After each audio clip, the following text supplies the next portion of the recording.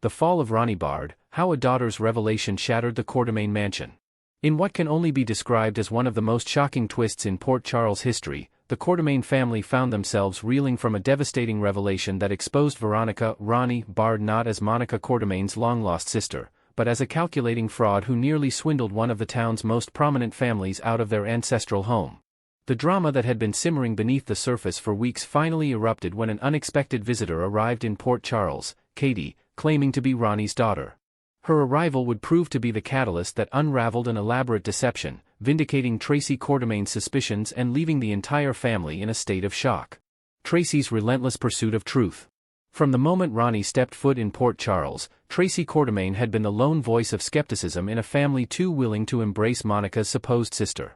While other Quartermaines welcomed Ronnie with open arms, Tracy's instincts told her something was fundamentally wrong. Monica had never once mentioned having a sister during their decades of friendship and family life together, a glaring omission that Tracy couldn't ignore. Tracy's determination to expose Ronnie intensified after the reading of Monica's will, which shockingly left the Quartermaine mansion not to Michael Corinthos, Monica's beloved grandson, but to Ronnie. This decision seemed completely out of character for Monica, who had deep connections to multiple Quartermaine family members who would have eagerly shouldered the responsibility of maintaining the family estate. The inheritance raised immediate red flags for Tracy, who recognized that something sinister was unfolding beneath the surface. Despite facing resistance from her own family members, including Brooke Lynn and Olivia, who sided with Ronnie during confrontations, Tracy refused to back down. Even when Ronnie kicked her out of the mansion following the disastrous Tea Party incident, Tracy remained committed to uncovering the truth. Her family's betrayal stung, but Tracy's protective instincts for the Quartermaine legacy proved stronger than her hurt feelings. Tracy's investigation was methodical and persistent. She questioned every detail of Ronnie's backstory, scrutinized the will's authenticity, and refused to accept the convenient narrative that Monica had secretly reconciled with a sister no one knew existed. While Lulu Spencer had conducted an initial background check that appeared to confirm Ronnie's identity as a humble waitress from Durham, North Carolina, Tracy suspected that layer of legitimacy was part of a more sophisticated con. The mysterious arrival of Katie. Just when it seemed Ronnie had successfully embedded herself into the Quartermaine family structure, Katie's unexpected arrival turned everything upside down.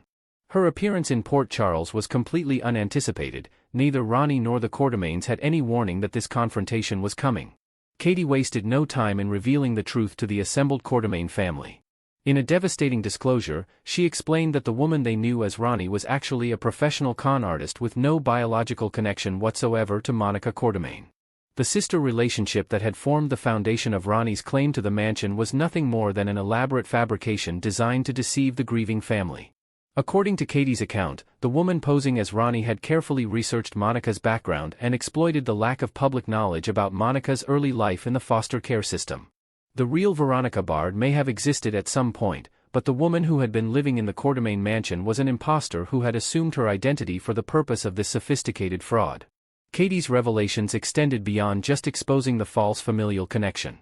She confirmed what Tracy had suspected all along, that the will leaving the mansion to Ronnie was fraudulent, as were the letters supposedly exchanged between Monica and her sister during Monica's final years.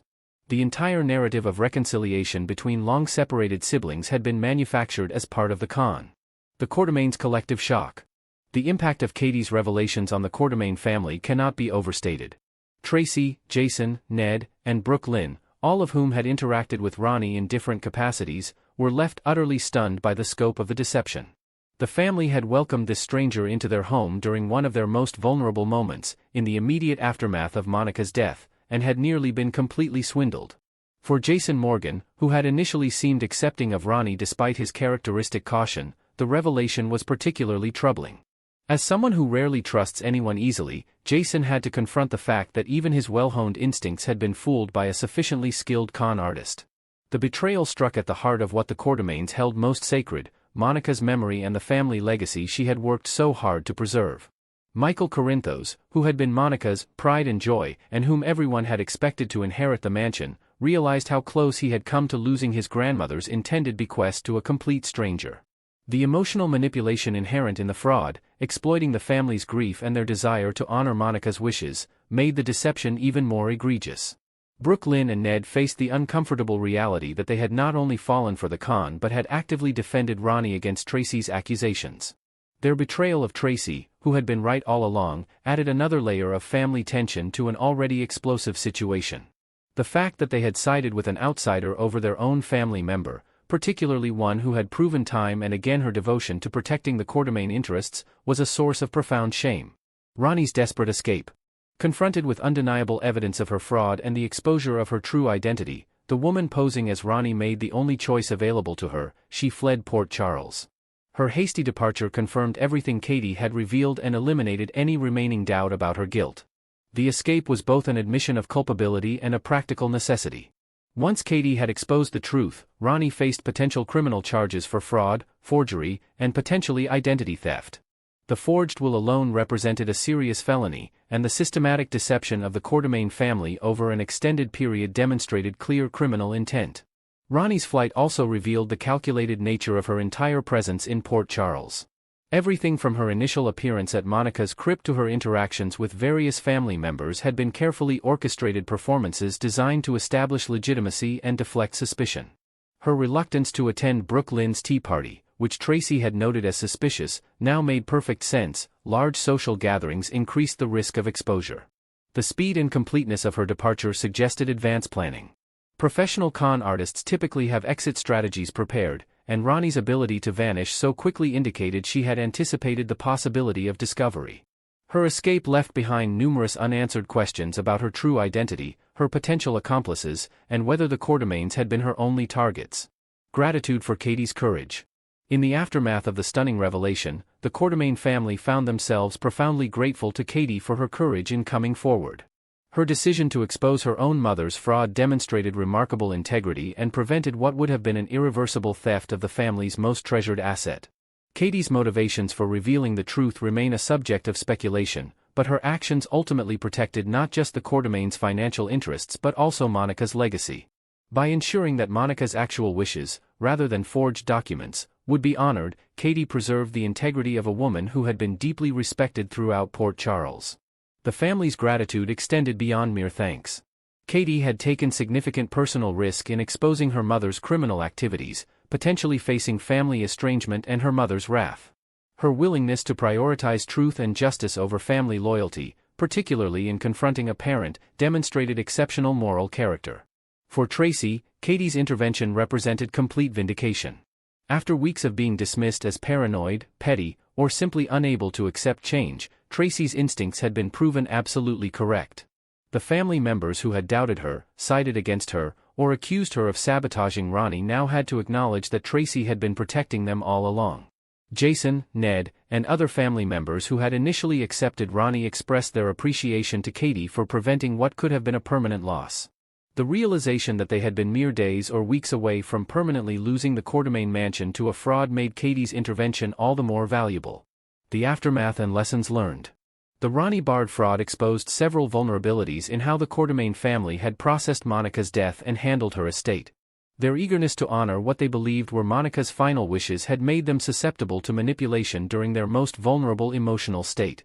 The incident also highlighted the importance of Tracy's skeptical nature and her unwavering commitment to protecting the family, even when it made her unpopular.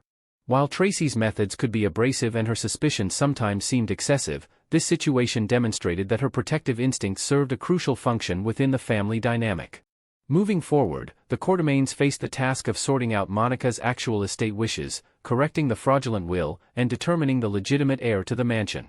The legal complications created by the forged documents would require careful navigation, potentially involving Alexis Davis and other legal experts to restore proper order to Monica's affairs. The family also had to reckon with how easily they had been deceived.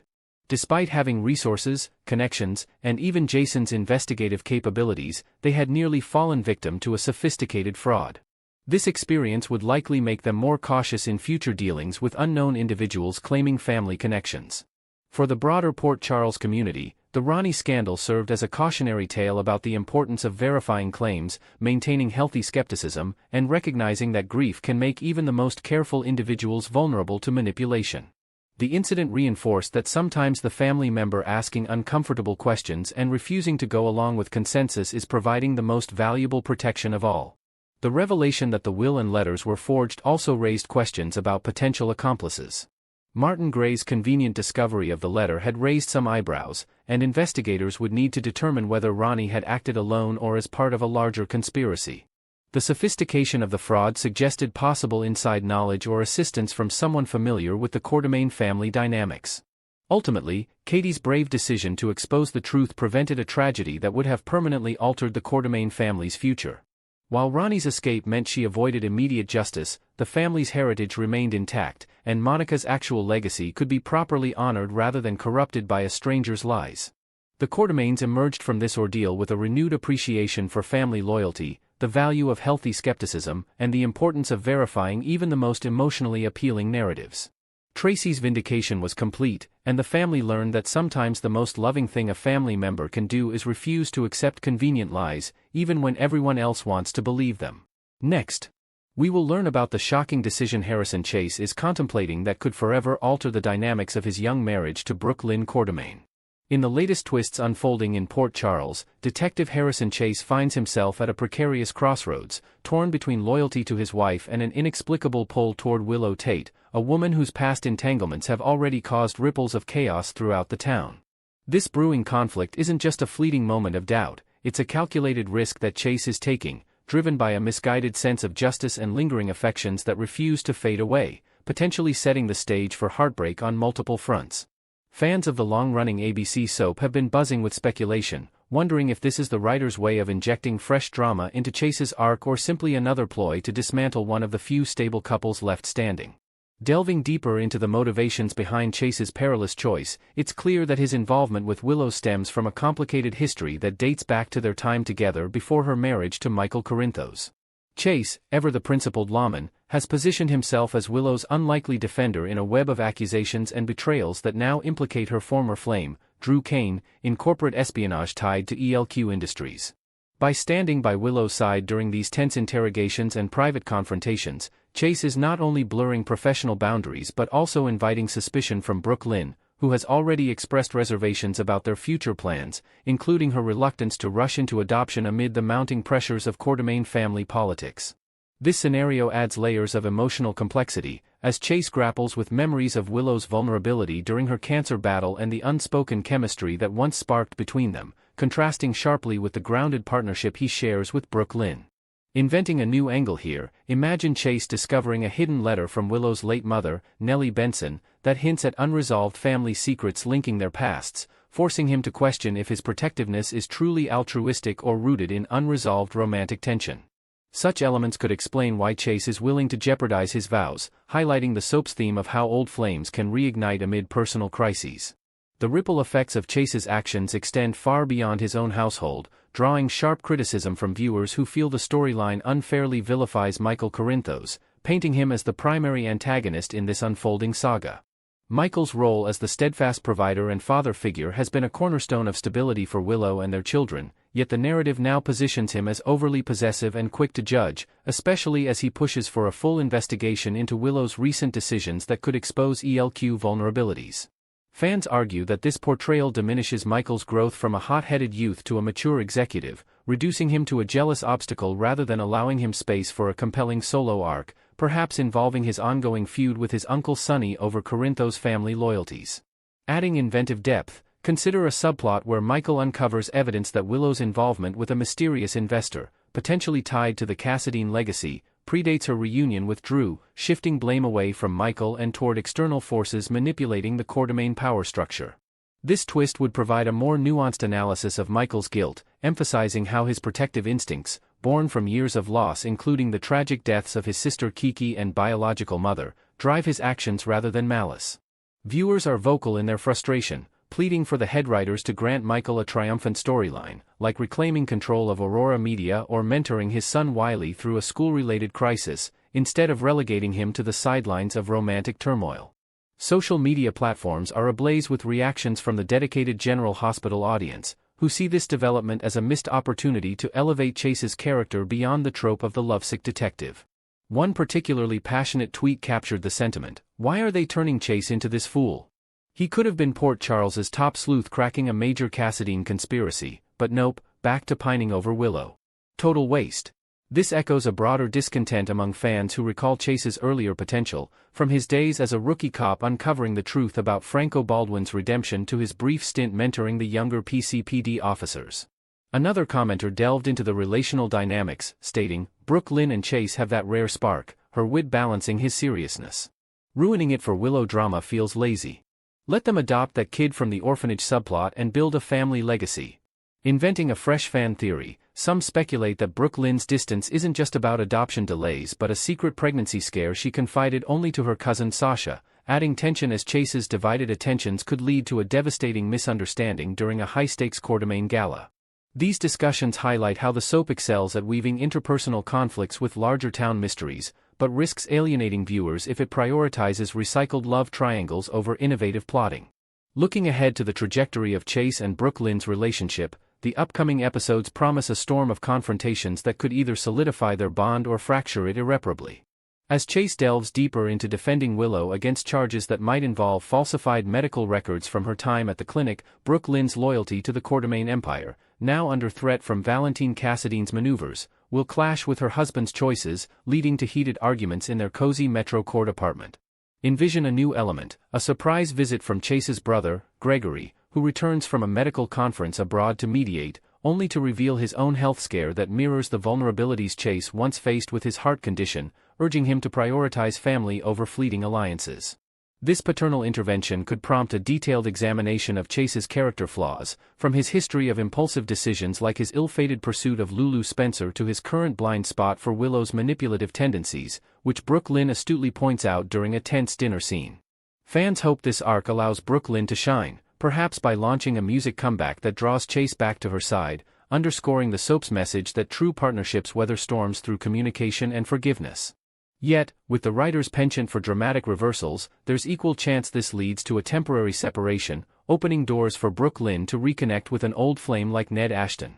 The irony of Chase's stance hasn't escaped the notice of eagle-eyed viewers, who point out the cyclical nature of his romantic misfortunes with pointed humor and critique. A viral post quipped, "Chase championing Willow, the same woman who broke his heart for Michael, against her ex? It's like he's volunteering for round 2 of emotional whiplash. Pass the popcorn."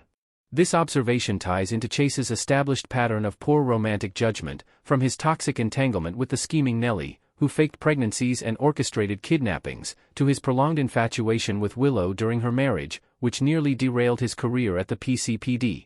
Adding an invented layer, suppose Chase stumbles upon a deleted text thread from Willow's phone revealing her doubts about recommitting to Michael post-remission, fueling his delusion that he's her true savior and prompting a clandestine meeting at the haunted star yacht that Brooke Lynn overhears. Such developments would analyze how Chase's hero complex, honed from years on the force-busting Metro Court smugglers and Metro Court spies, blinds him to the real threats within his own marriage. Another fan insightfully noted, "BLQ deserves better than this Chase 2.0 nonsense. She's evolved from party girl to powerhouse, give her a solo empire-building plot instead of babysitting his crushes." These reactions underscore the community's desire for character-driven stories that respect established growth, rather than reverting to familiar pitfalls. Ultimately, the fate of these intertwined lives in Port Charles hangs in suspense, with each episode peeling back more layers of deception and desire that keep audiences hooked. Whether Chase pulls back from the brink to salvage his union with Brooke Lynn or plunges headfirst into forbidden territory with Willow remains one of the hottest questions swirling around General Hospital. As the drama intensifies, complete with potential betrayals from unlikely allies like Dex Heller, who might tip off Michael about Chase's involvement, viewers are reminded of the soap's enduring appeal, its ability to mirror real-life dilemmas of trust and temptation on a grand, soapy scale. Stay tuned daily to ABC General Hospital to witness how this explosive triangle evolves, because in Port Charles, no decision is ever truly final.